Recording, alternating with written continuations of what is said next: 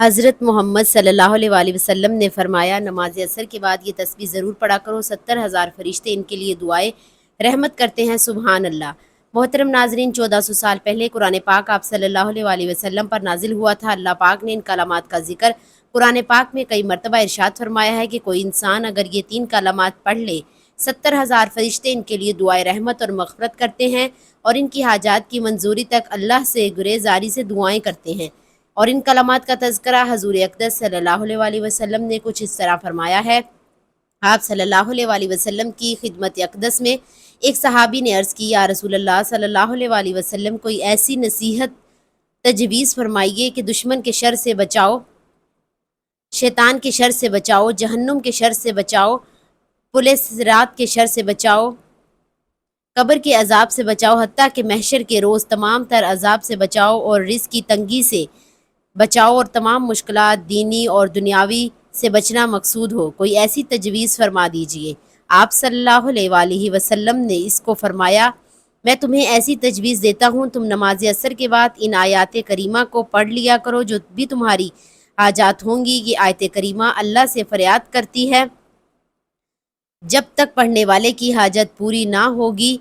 نماز عصر کے بعد یہ 3 آیت مبارکہ لازمی پڑھ لیں۔ رسول اللہ صلی اللہ علیہ وسلم نے ارشاد فرمایا، 70,000 فرشتے شام تک دعائے رحمت اور مغفرت کرتے ہیں، جو شخص نماز عصر کے بعد یہ 3 آیات پڑھ لے گا۔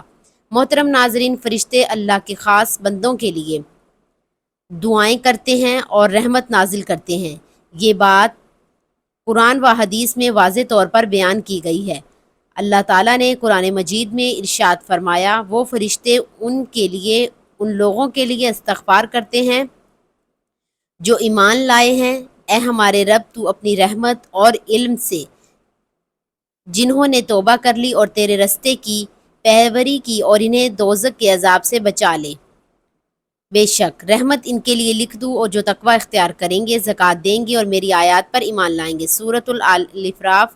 اللہ ہم سب کو اپنی وسیع رحمت کا حقیقی مستحق بنائے، آمین۔ محترم ناظرین، آج کا وظیفہ نماز عصر کے بعد آپ نے 3 آیات پڑھنی ہے، جو کہ بہت ہی زیادہ فضیلت والی آیت ہیں۔ سب سے پہلے آپ نے نماز عصر ادا کرنے کے بعد حضور پاک صلی اللہ علیہ وسلم کی ذات اقدس پر درود پاک کا نذرانہ پیش کرنا ہے۔ درود پاک آپ کوئی سا بھی پڑھ سکتے ہیں، ایک بار ثواب کی نیت سے میرے ساتھ بھی پڑھ لیں۔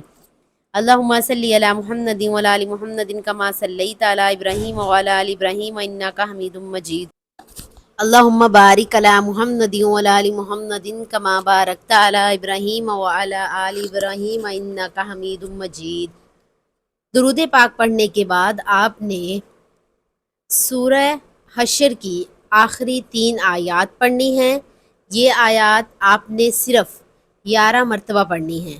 واللہ الذی لا الہ الا هو عالم الغیوب والشہادۃ وهو الرحمن الرحیم۔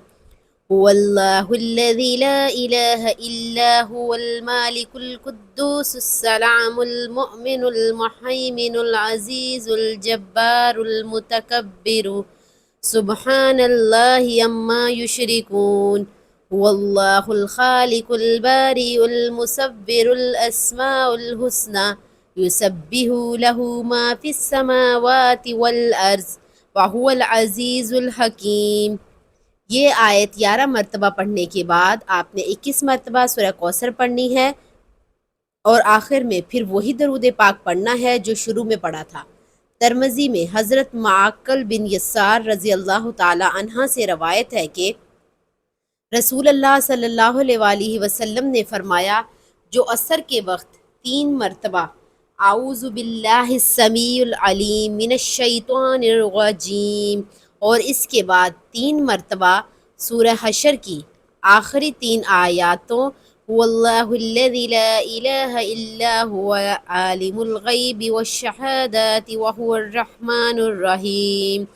واللہ الذی لا الہ الا هو المالک القدوس السلام المؤمن المہیمن العزیز الجبار المتکبر سبحان اللہ عما یشرکون۔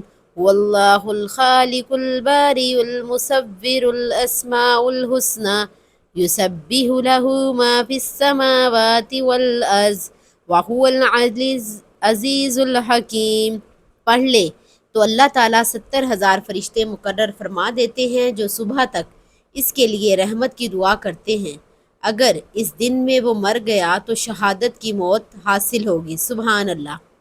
اے اللہ رب العزت، اے ساری کائنات کے شہنشاہ، ساری مخلوقات کے پالنے والے، اے زندگی موت کا فیصلہ کرنے والے، اے آسمانوں اور زمینوں کے پالنے والے، پہاڑوں اور سمندروں کے مالک، انسانوں اور جنات کے معبود، اے عرش اعظم کے مالک الملک، فرشتوں کے معبود، اے ذلت اور عزت کے مالک، بیماروں کو شفا دینے والے، اے بادشاہوں کے بادشاہ، اللہ ہم تیرے گناہ گار بندے ہیں، تیرے خطا کار بندے ہیں، ہمارے گناہوں کو معاف فرما، ہماری خطاؤں کو معاف فرما۔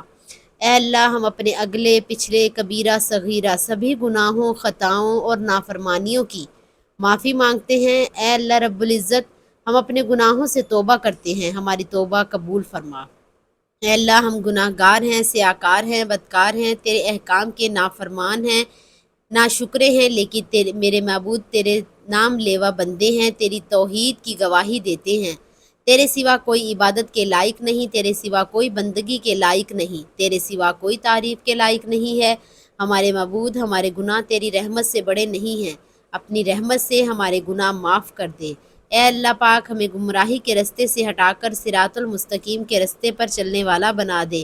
اے اللہ ایسی نماز پڑھنے کی توفیق عطا کر جس نماز سے تو راضی ہو جائے، زندگی میں ایسے نیک اعمال کرنے کی توفیق عطا کر جن اعمالوں سے تو راضی ہو جائے، ہمیں ایسی زندگی گزارنے کی توفیق عطا کر جس زندگی سے تو راضی ہو جائے، ایمان پر رکھ اور ایمان پر ہی موت عطا کر۔ اے اللہ ہم تیرے احکام کی فرما برداری کرنے والا بنا دے اور تیرے پیارے حبیب جناب محمد رسول صلی اللہ علیہ وآلہ وسلم کے نیک اور پاکیزہ آداب کو اپنانے والا بنا دے۔ اے اللہ ہماری پریشانیوں کو دور کر دے۔ اے اللہ جو بیمار ہیں انہیں شفائے کاملہ عطا فرما۔ اے اللہ جو بے اولاد ہیں انہیں اپنے خزانوں میں سے نیک اور صالح اولاد عطا فرما۔ اے اللہ جن کے جو کام رکے ہوئے ہیں وہ پورے کر دے۔ اے اللہ بچھڑوں ہوئے کو ملا دے۔ اے اللہ شادی شدہ جوڑوں میں محبت اور خلوص پیدا کر دے اور ان کی زندگیوں میں برکت ڈال دے۔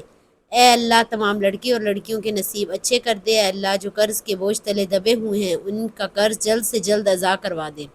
اے رب العزت شیطان سے ہماری حفاظت فرما۔ اے اللہ رزق حلال کمانے کی توفیق عطا فرما۔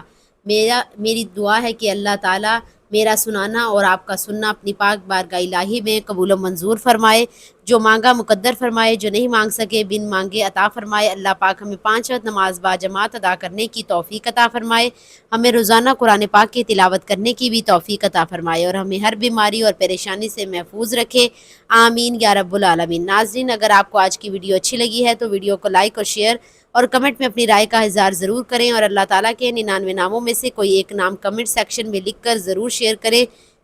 جزاک اللہ۔